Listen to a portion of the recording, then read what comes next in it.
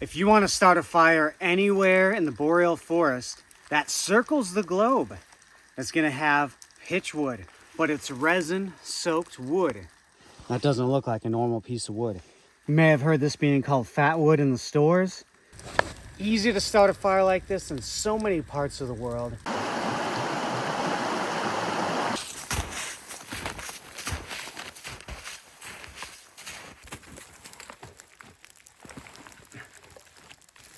You also want to get a platform, something dry. A lot of times there can be some pitch, at least in the branches of these rotten logs too. But a platform will be something to start our fire on, to keep it up off of the snow.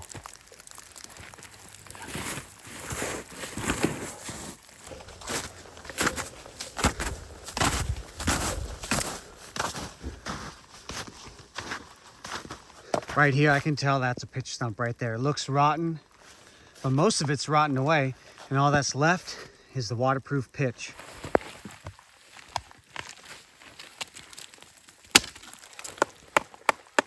Oh yeah, solid, heavy. If you kick it and it kicks you back, oh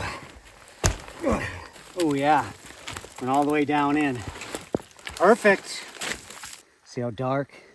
A little bit purple right in there. Smells glorious. Don't forget that little guy.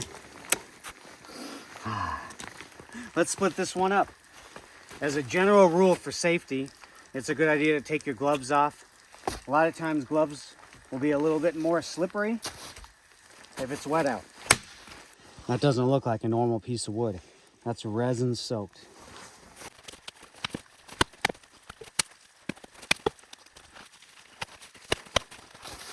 Well, the top part, kind of rotten here. There's some pitch in this spot.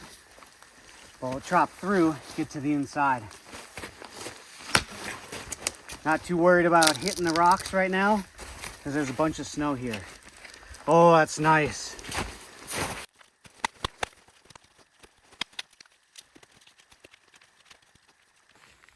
All right, let's split these up.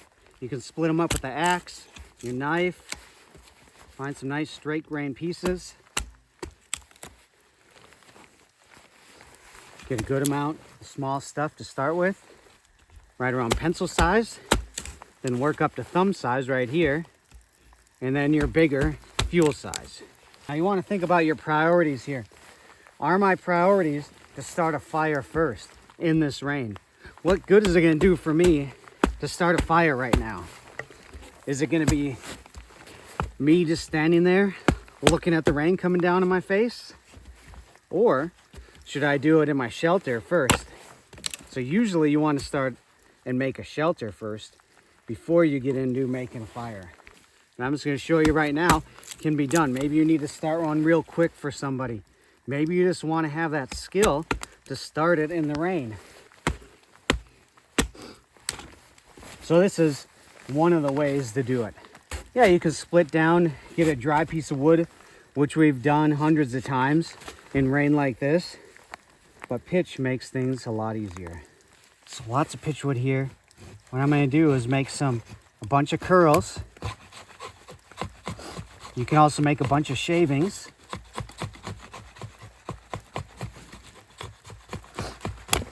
This is a feather stick right here. It just broke off. Notice I have my platform. I didn't use the log, I just put a bunch of sticks down. Make sure that it's sturdy if you're doing something like this.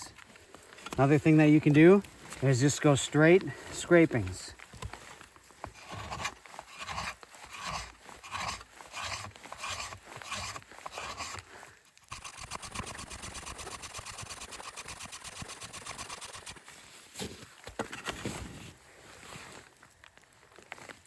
So I have my platform right here.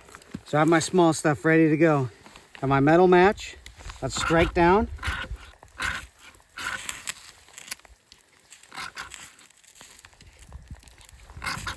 Keep working that hot spot. Notice I'm underneath some wood right now. I'm underneath a tree, so it's helping blocking at least some of the rain.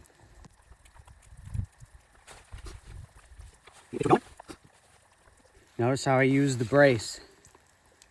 Now it's not smothering the tinder right here. Now I don't want to play with it at this point. I just want to let that heat build up, start burning the other wood around it. And cover the top just a bit with my hands. And as well, my hands are cold, let them dry out a bit. Notice you don't need as much as other wood. This pitchwood lights right up.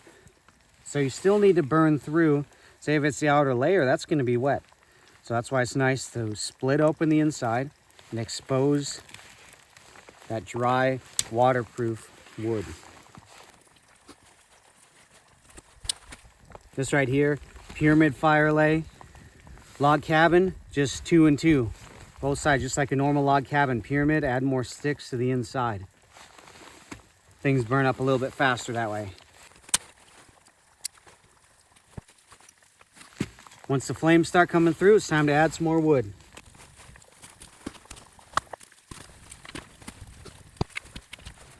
Notice all this black smoke. That's the pitch, that's the resin burning up. Nice! Easy enough. Easy to start a fire like this in so many parts of the world, just using resin-soaked wood. We'll see you on the next one. Keep surviving.